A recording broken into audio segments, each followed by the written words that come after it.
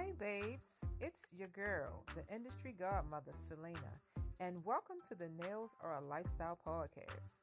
This is your invitation into the elevated, intentional, luxury side of the nail world. Now get in here.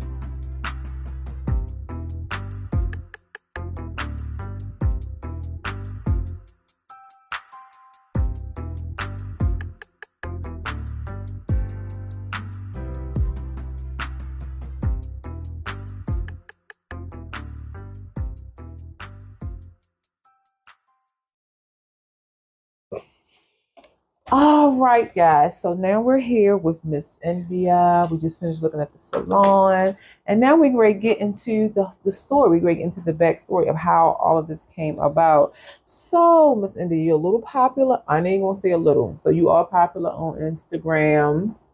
Are you? So would you consider yourself an influencer?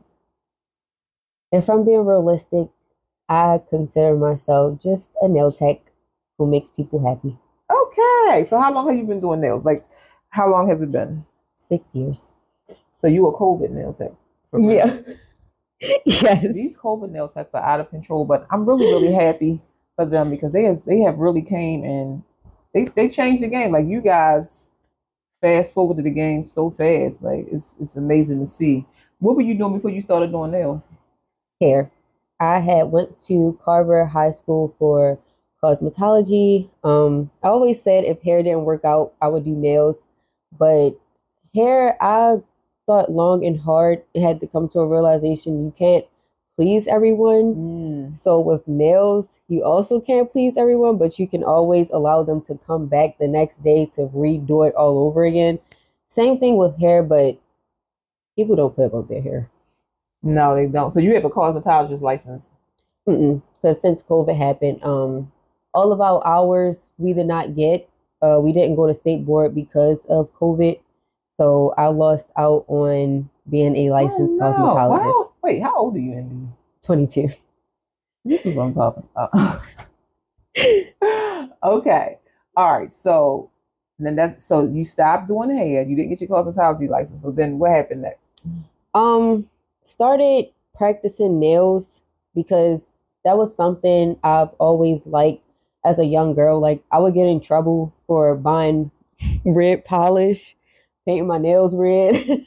And my aunt always told me that like doing nails would be, I don't know if the right word is niche, because when, as a little girl, you get press-ons, they'll be gluing like the bigger nail tips to their nails, and I would always glue the ones that looked correctly because I always wanted to like act like fake nails were mine because I was a nail biter. So definitely started practicing, and I would be practicing like 3 in the morning in the basement, like just doing nails. And just one day I decided to take it serious, but of course when people already got their nail techs and stuff, you try to ask for practice and it's like, oh no, I already got a nail appointment. So I would just use my practice hand, and that's when COVID happened. And I'll never forget this one client named Andrea. She had got these white coffin nails, and that's when my business just took off. So wait a minute. So what she got? She got white acrylic coffin nails, and then was it because of her? Was it because of the nails? I think because of the nails, and then on top of that, like shops were closed, and since I knew that like Carver is a trade school, a lot of girls would like want their nails done. So it was like once she posted them, of course everybody's just like, well, who did your nails? Shops is closed, there's no nail techs. And I was located down South Baltimore, and everybody for some odd reason lived down South Baltimore. So I guess I was like the go-to nail tech. Were you doing nails at home? Hmm. Oh, cause okay, I got you. Home base in my mom's living room. Oh my goodness. All right, and so when you say it took off, what does that mean to you? So I use my Instagram as a portfolio. Like no matter how many followers I got, I never use Instagram as like, oh well, do you know who I am? Do you see how many followers? It's like this is where I post my creations and I hope you guys like it. So that's what I would do. And I would get like likes here and there, but I do remember what made me take off is when I started doing nails and toes.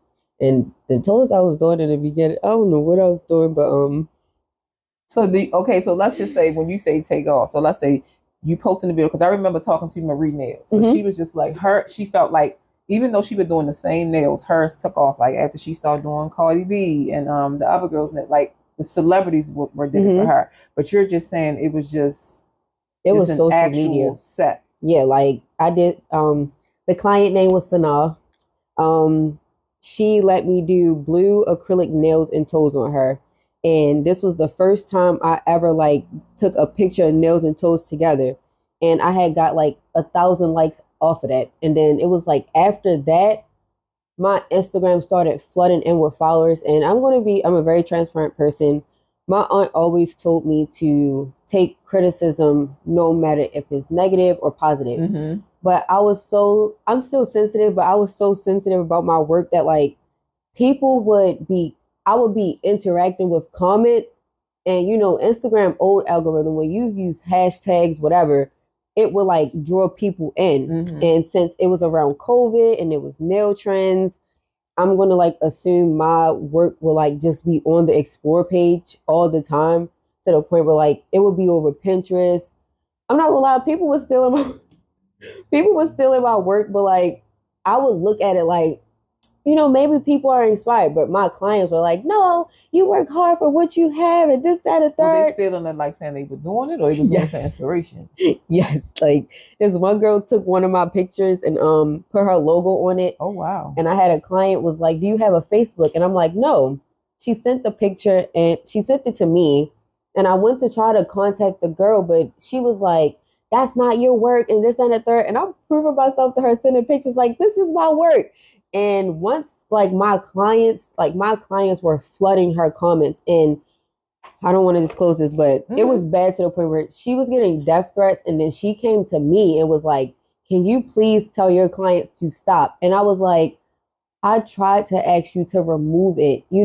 The nail tech is coming to you. Like, just remove it. But Mm-hmm. she didn't remove it until after that. Her family was all in my DMs, but I was just replying to everybody respectfully, like, it wasn't supposed to get this far. Like, I don't tell my clients to go do X, Y, and Z. Like, all I did was say, can y'all please tell her to take it down? And she wouldn't. So she got their attitude and took my attitude as like, that's not your work. And it's like, oh, and another reason I took off, um, I used to use a specific, well, I don't know if you know Nasia Nail Supply in Laurel. Mm-hmm. Yeah. I was using their product solely. So like their acrylic was like fast drying and I could Mm-hmm. get sets done within 1 hour to 2 hours. It don't matter what you were getting. I'm done in an hour and 30 or 2 hours. So the one set that the girl took was a set that I did in 1 hour. And the client, I don't remember her, but all she kept saying was, you really did my nails in 1 hour. And I was like, I'm doing it every day, so getting better. And she was like, no, like I've never had designs done in 1 hour. But of course, as time progressed, I'm not like a one technique person. I would definitely be doing different stuff. So years later, I'm still changing up how I apply acrylic, how I'm using my brushes, how I'm doing French, whatever you want to call it. So what made you change from the Nasia brand since it was so fast and effective? Um, One day I was looking at their liquid, and this was before I like went to mint nail school to get licensed and stuff. I knew that MMA was illegal, but couldn't tell the difference in colors because they would say like MMA is dark, EMA is light. but then I got some EMA that's dark, and then some MMA was light. So one day, I was just doing my client nails using their liquid, and I always ask them, "Is this EMA?" And they'd be like, "Yeah, yeah, yeah, it's EMA." Her nails started burning, and me being me, I had clients who like played a lot, so I'm thinking she's just playing.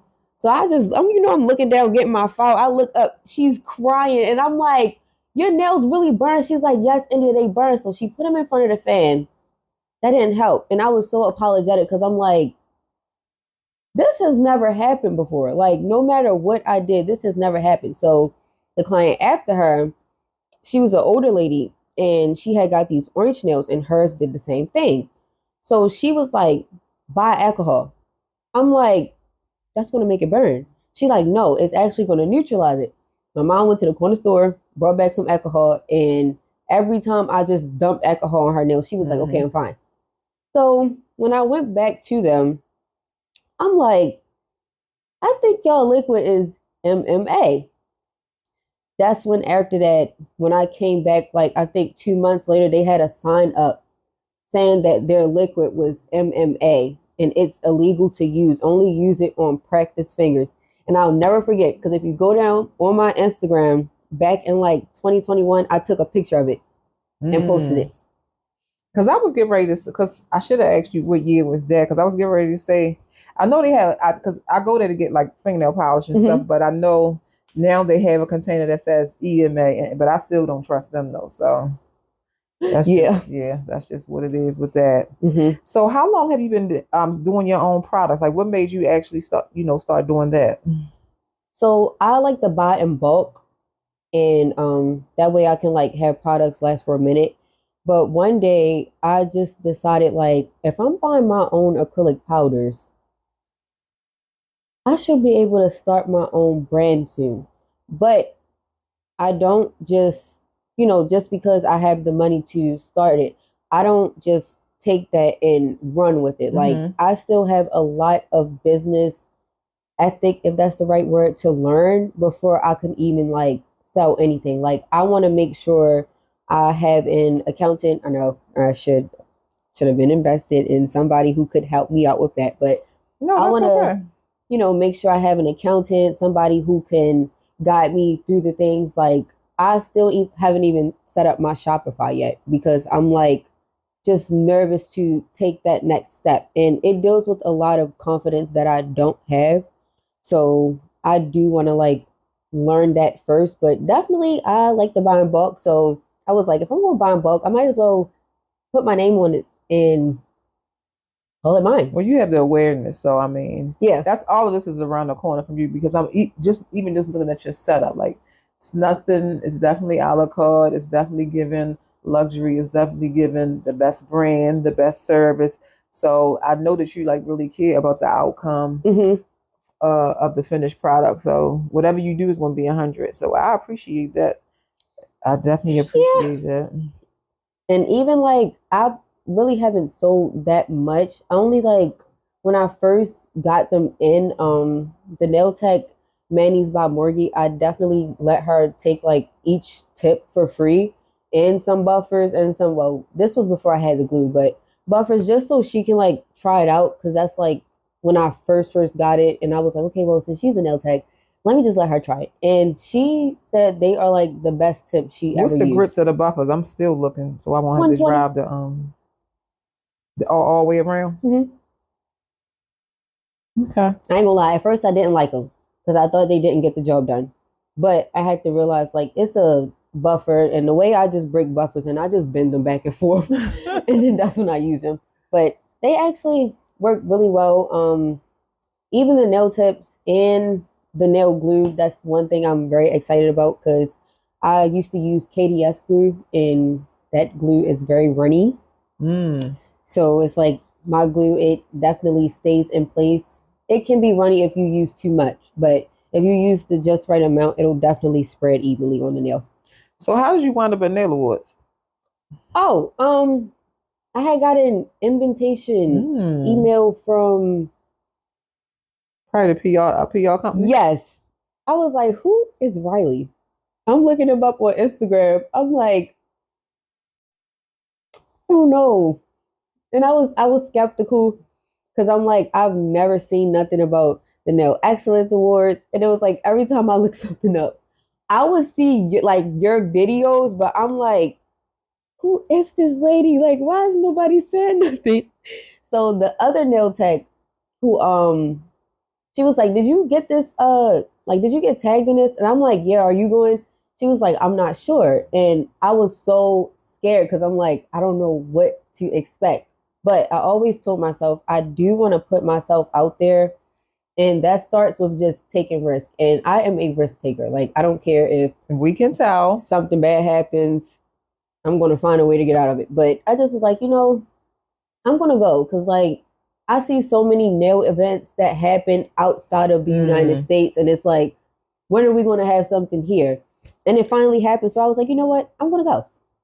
It's funny that you say that because the majority of the people were from out of state, and that did make me feel away. In the beginning, we always talk about we need something we need something in DMV, we need something in DMV. Now we have something in DMV, and it's like the whole DMV is watching to see everybody else outside of the DMV come, and it's just like that kind of bothered me for a second, but then I got over it because I understand where we're coming from. But I definitely understand next year it's going to be different. Oh, I mean, it's definitely going to be different.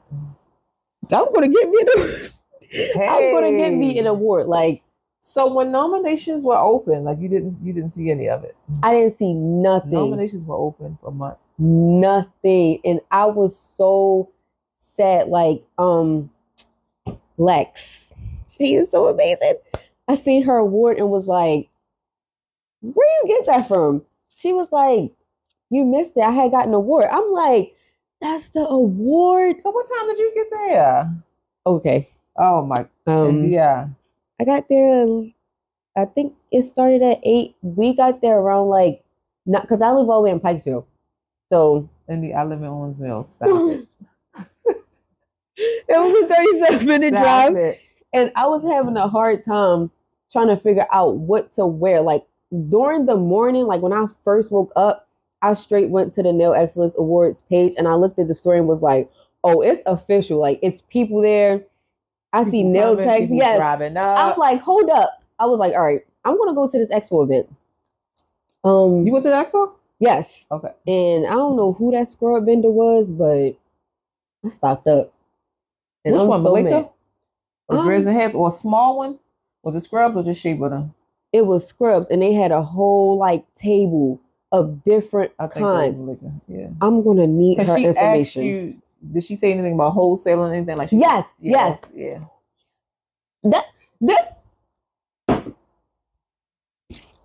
Look at she's promoting you.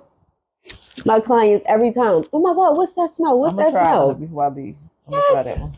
Yeah. Oh yeah. Not chat because I got wash. I'm gonna let you smell it. Okay. I mixed her Black Woman with strawberry margarita. Oh, that does smell good. Yeah. And I have this Jolly Rancher watermelon one.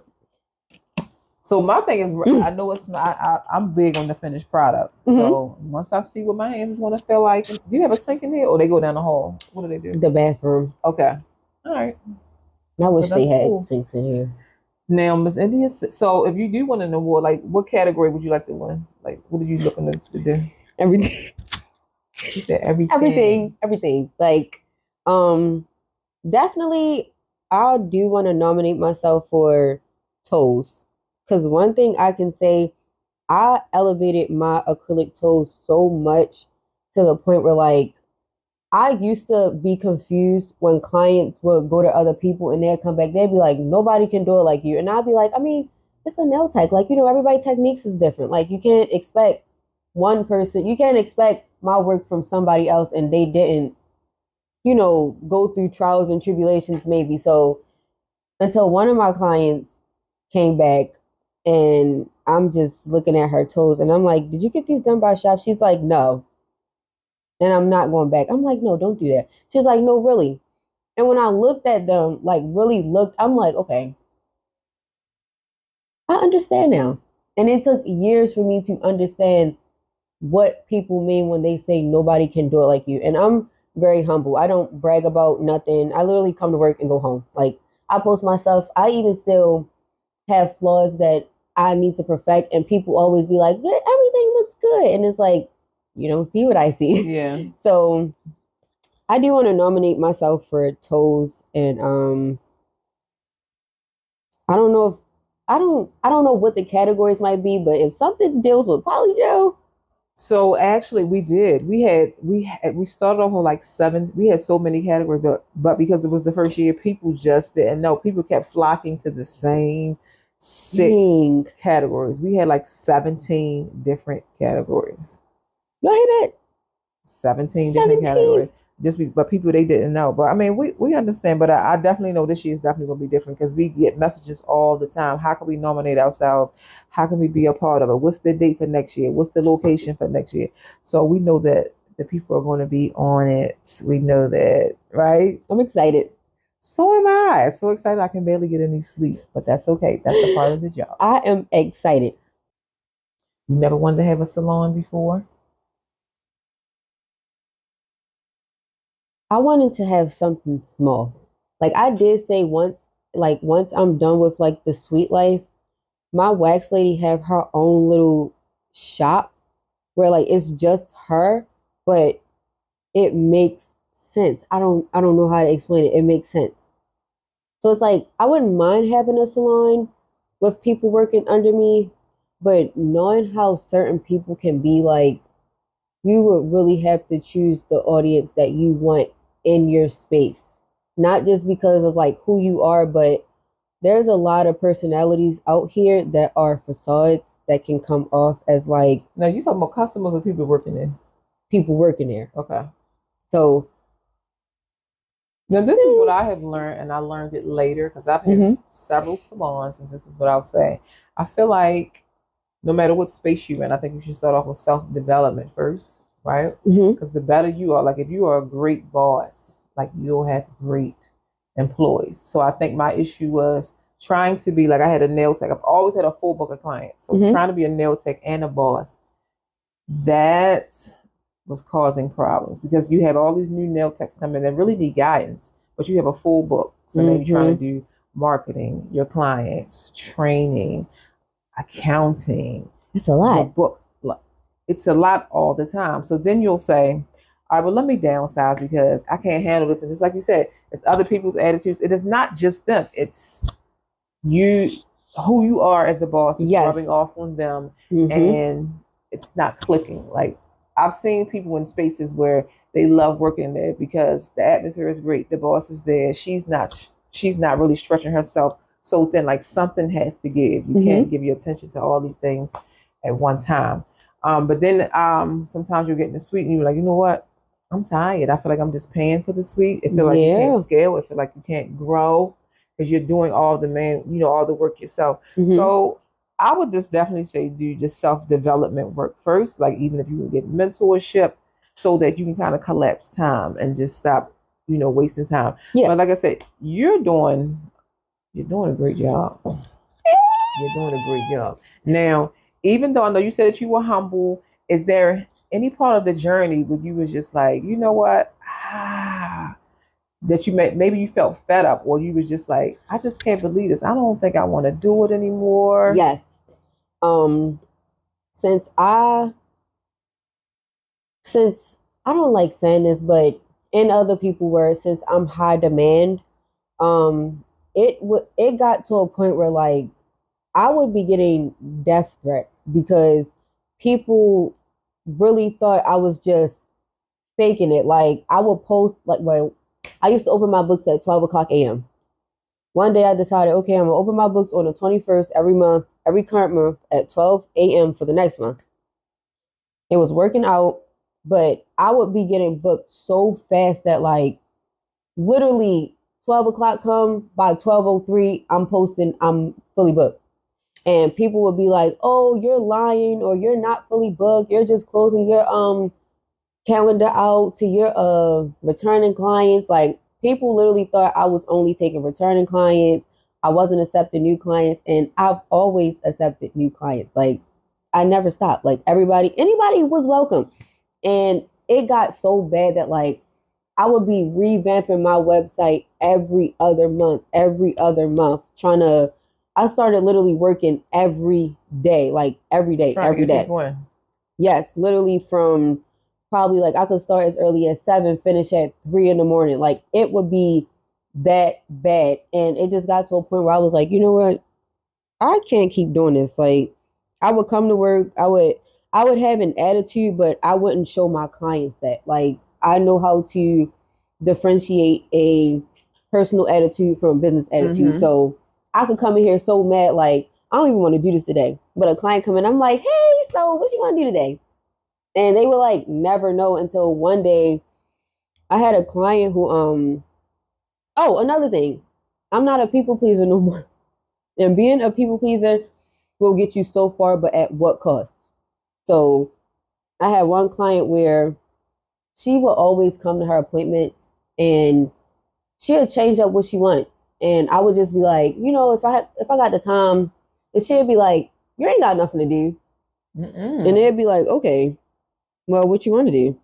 And she booked for plain nails and toes and decided she wanted some Bart Simpson design on she wanted a Bart Simpson design on her nail. And I always tell clients, you have to let me know in advance that you want something hand drawn, because I'm not like, I will call myself a jack of all trades, but I need to prepare myself first. Even if you didn't, I don't. It still takes time. That's not the same thing as just polishing the nail. Exactly.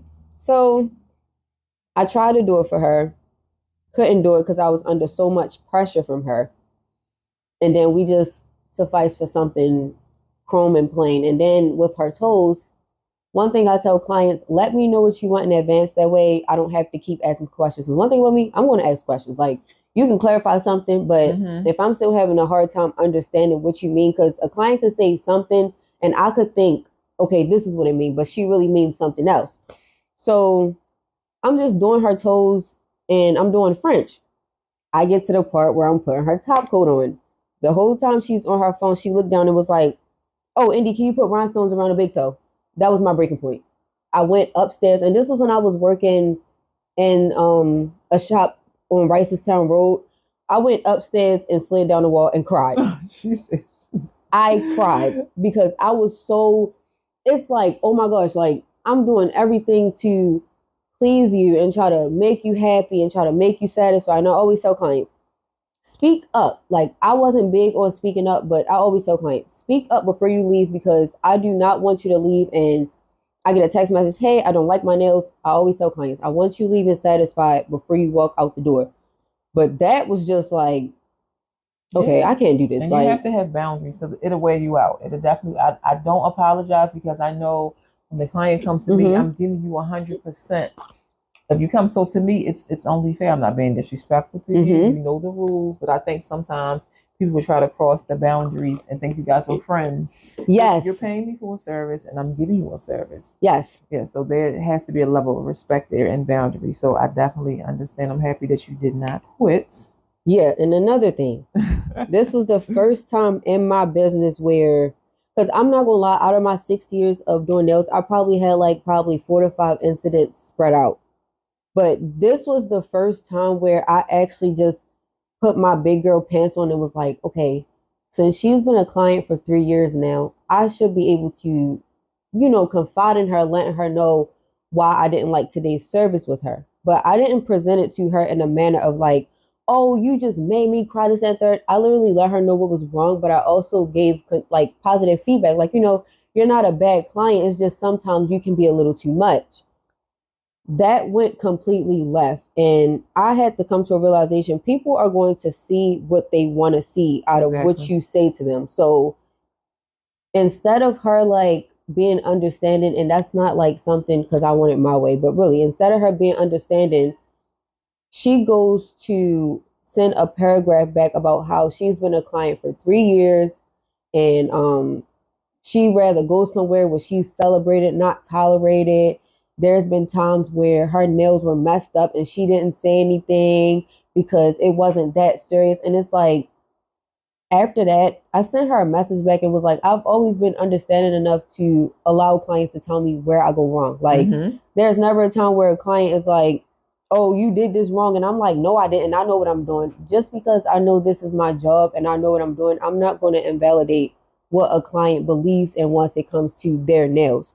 So that situation just had me like, I'm never going to ever text a client again, letting them know how I feel. I would rather do it in person. Yes, because the tone of the text gets lost. Okay. And I'm sure she's probably not a client anymore. She is. Oh, now that's also another lesson, because I'm a firm believer that sometimes the season is up. Yes. Because I've been doing this for 23 years. And sometimes you have to switch and interchange clients is because there's something that you need from somebody else. Yes. To help you elevate. So don't ever feel like, oh, you got to hold on. No. You know, life goes in a circle. It's going to be fine. It's going to be fine. I definitely banned her. I ain't gonna lie. If she sees this interview, she probably would know I'm talking about her. But I had banned her immediately after that conversation. And what was crazy, she texted me that Monday when I opened my calendar and was like, hey, Indy, I'm trying to book, but it won't let me. And I never replied because it's like, you can't just sit here. She crossed the boundaries. Yeah, it's like, you can't just sit here and throw what I'm saying back at me like I was never accepting of you, when in reality, I just wanted to let you know how you made me feel. So are you taking new clients or it's closed? It's over? Oh, no, I'm always taking new clients. So okay, Andy. I just sat up here and told you that I wanted a polygel set. Now that system you got gives me anxiety. And I can't I can't do it. No, I swear, like, as the years have gone by, I would do it. Like, it's now to a point where I know, since I know Acuity has a client app, when Instagram finally gave me the broadcast channel option, I abused it so much when I first had it. All right. So as we come to an end, I want you to give like the next generations of nail tech some advice. You cannot say stay motivated and keep going. So what advice would you give a new nail tech that's just starting? She's trying to grow her business, trying to grow her social media. What would you tell them? Comparison is the thief of joy. Do not compare yourself.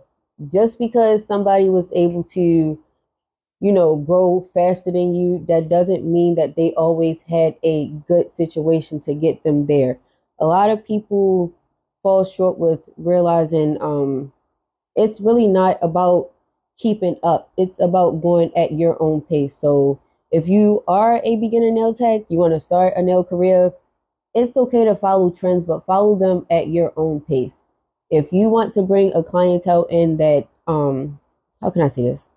If you know you don't, because I know following trends is really big for people. I was one of them. And that's the only reason I'm able to like just do whatever I put my mind to. If you want to start solely as a plain nail tech, let that be known. Do not allow anybody to tell you how to run your business. It's your business. You make your own time, your own schedule, and you make your own rules and policies. If you ever have that audience of clients who feel like they can come and, oh, my nail tech did this, you firmly let them know. You chose me. Please respect my policies and me as a human. Because we are human outside of nail techs. We're not robots. So keep in mind, just because you make your own schedule, you don't have to always satisfy everybody. And you're not going to be the nail tech that everybody likes. And that's okay. People will always respect you for standing on your policies, your rules, and always stand true to who you are. And always remember, transparency is everything. If you can build up the rapport with your clients to be transparent with them, so y'all can have a better comprehension, communication. Also, you and them can feel heard and seen. Always make that a priority. Okay, guys. So we hope you enjoyed this interview with Miss India Styled You. And we will see you guys next week with another edition of Nails Are a Lifestyle. Say bye, India. See you guys. And of course, guys, I'm always here. So you see how she's opened up now. Okay.